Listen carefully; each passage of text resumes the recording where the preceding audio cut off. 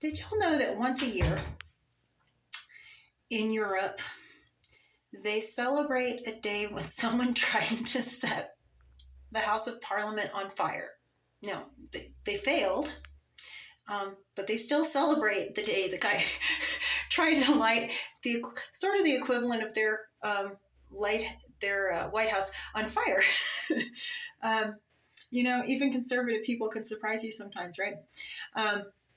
And this day happens to coincide with the largest supermoon of the year. So yeah, fireworks, that's the theme, right? Now, I'm not suggesting for a moment that we set anything on fire physically. That is just not the way to do things. It's destructive. There's just so many better, more ethical ways to do things. But anyway, I just thought it was interesting. So the energy right now is very climactic, not to be confused with climatic. May want to look up the difference in those two, or you can post them below. I love impromptu speaking, and impromptu speaking loves me. So emotions are really heightened right now. You don't have to be a space case to know, to accurately observe that emotions are heightened around full moons, and particularly around supermoons. This is not woo-woo. This is actual science, tides, hormones, emotions. It actually happens cyclically. During this time, suppressing our emotions is not the key.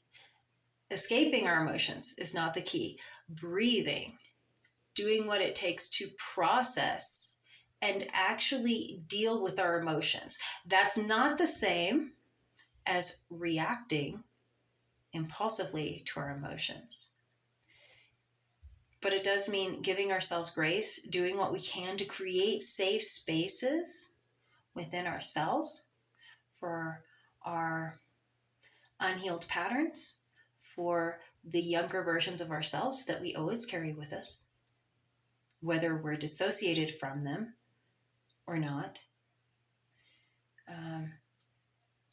Really doing what we can to observe, allow ourselves the space and the grace to observe the patterns that we are experiencing at this time, and to observe the discomforts with those patterns, and to be honest with ourselves about what we can do to change those patterns, not the people around us, not even always necessarily the environments around us, but to change our internal